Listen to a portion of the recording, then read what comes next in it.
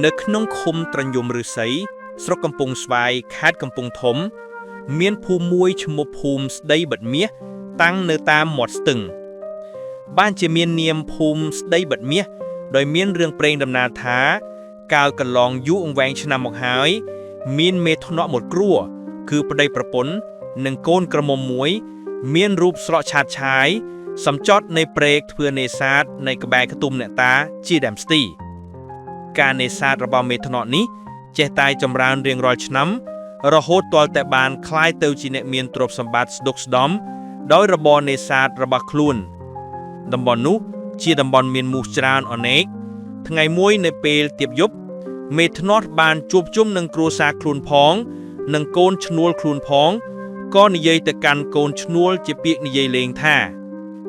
ក្នុងបណ្ដាអ្នកទាំងអស់គ្នាមាននរណាហ៊ានដេកហាលមូសមកយប់ទេពេលនោះមានកូនឈ្នួលកំឡោះម្នាក់ប្រកបដោយរូបឆោមនិងប្រាជ្ញាឆ្លៀវវៃបានឆ្លើយទទួលខ្លួនថាខ្ញុំហ៊ានបើខ្ញុំដេកហាលមូសមកយប់បានតើលោកដង្ខៅឲ្យអ្វីខ្ញុំមេធ្នស់បែបអន់ចិត្តក៏និយាយតបវិញថាអាចោមសៀតឯងចេះតែអួតគេនិយាយសួរឯណានោះក៏ឯងនិយាយរ៉ាប់រងដែរកូនឈ្នួលកំឡោះនោះក៏និយាយតបវិញថា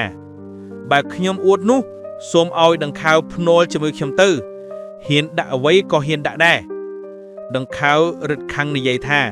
អញដាក់របស់ទ្រព្យដែលអញមានទាំងអស់អញចុះចេញតែខ្លួនទេឲ្យតែឯងហ៊ានឲ្យអញចងឯងទុកហាលមូមួយយប់តល់ភ្លឺចុះបើឯងពុំហ៊ានឬទ្រាំមិនបានវិញតើឯងសុខចិត្តនៅបំរើធ្វើខ្ញុំអញអស់មួយជីវិតឬកូនឈ្នួលឆ្លើយថាខ្ញុំសុខចិត្តធ្វើតែបើដង្ខៅសុខចិត្តត្រូវឲ្យកូនក្រមុំដង្ខៅមកខ្ញុំទៀតផងកាលបើខ្ញុំឈ្នះដង្ខៅថាអញសុខចិត្តមិនខ្លាយទេបើដូច្នេះត្រូវពំពួកកម្មករទាំងអស់ចាប់វាចងមកភ្លាមឲ្យជាប់នឹងដើមស្ដីក្រោយខ្ទប់ញាក់តានេះចុះអញសុខចិត្តហើយអញចង់ឈ្នះអានេះម្ដងកម្មករទាំងអស់គ្នាត្រូវជួយធ្វើបន្ទាល់អញផងកូនឈ្នួលនោះក៏សុខចិត្តឲ្យគេចងភ្ជាប់នឹងដើមស្ដីដល់គេទាំងអស់គ្នាត្រឡប់មកលំនៅយិនកូនឈ្នួលកំឡោងនោះក៏បន់ស្រន់អ្នកតាដែលនៅទីនោះថាសូមឲ្យលោកតាជួយខ្ញុំផងខ្ញុំបានជាភ្នាល់ជាមួយដង្ខៅធ្នោះទៅហើយសូមកុំឲ្យមានមុខខំខ្ញុំអីសោះសូមឲ្យខ្ញុំបានរស់ជីវិតហើយឲ្យបានកូនក្រមុំមេធ្នោះនឹងមានទ្រព្យសម្បត្តិបើបានដោយប្រាថ្នាមែនខ្ញុំសន្យាថានឹងទិញមាសបិទដែមស្ដីនេះតាំងពីគល់រហូតដល់ចុងហើយធ្វើខ្ទង់គ្រឿងឈើប្រក់ក្បឿងថ្វាយលោកតាទៀតផងចំណែកមេធ្នាត់នឹកថាអាកូនឈ្នួលដែលវាហ៊ានឲ្យចងហៅមូនេះមុខជានឹងស្លាប់ដោយមុខខំដោយខ្សោះឈាមមិនខានតែបើវាទ្រាំមិនបានវាហៅឲ្យស្រាយពាក់កណ្ដាលអាត្រៀតនោះវាមុខជានៅធ្វើខ្ញុំបំរើអញអស់មួយជីវិតមិនខាននៅពេលយប់នោះញាក់តាដើមស្ដីលេងបៀចាញ់ញាក់តាឯទៀតយកមូសទៅសងគេអស់មូសដែលធ្លាប់តែមានដូចគេបាយអង្កាមคล้ายទៅជាស្ងាត់ជឹងឥតសេះសល់បន្តិចបន្តួចឡើយហើយឈ្នួលនេះទៀតក៏គ្មានមូសខំបន្តិចសក់ដែរដោយហេតុតែវាមាននិស្ស័យត្រូវជាគូព្រេងជាមួយនឹងកូនក្រមុំមេធ្នក់នឹងត្រូវវាឡើងទៅជាអ្នកមានលូភ្លឺឡើងដង្ខៅធ្នក់នឹងកូនឈ្នួលឯទៀតនឹកថាអាកូនឈ្នួលដែលចងនៅដើមស្ដីនោះវាស្លាប់ស្រេចទៅហើយ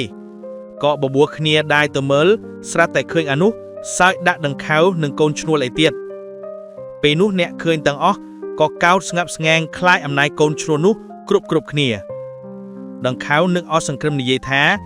នឹងកិច្ចសន្យាដែលអញនិយាយគ្នាពីល្ងាចនោះឥឡូវទុកជាកូនឈ្នួលនេះឈ្នះអញហើយត្រូវអញលើកទ្រព្យសម្បត្តិនិងកូនក្រមុំអញផ្សំផ្គុំឲ្យវាក្នុងថ្ងៃដដែលនោះមេធ្នស់ឲ្យកាប់ជ្រូកមាន់ទាធ្វើស្បៀងអាហាររៀបការកូនឈ្នួលនិងកូនក្រមុំរបស់ខ្លួនរួចប្រគល់ទ្រព្យសម្បត្តិនិងមុខរបរដង្ខៅឲ្យកូនប្រុសស្រីកាន់កាប់តទៅដង្ខៅនោះក៏នាំប្រពន្ធចុះចេញទៅលំនៅដើមវិញដង្ខៅធ្នោះថ្មីប្តីប្រពន្ធនិយាយគ្នាថាយើងត្រូវឲ្យគេទិញមាសសន្លឹកមកបិទដើមស្ដី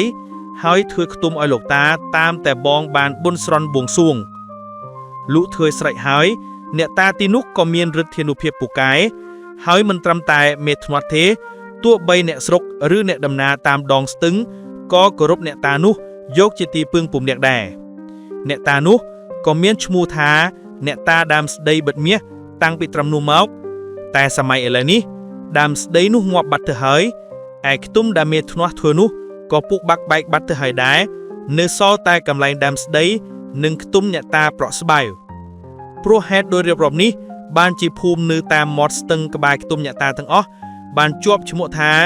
ភូមិដើមស្ដីបិទមាសហៅក្រាយមកត្រឹមតែភូមិស្ដីបិទមាសជាប់រហូតមកដល់សព្វថ្ងៃនេះឯង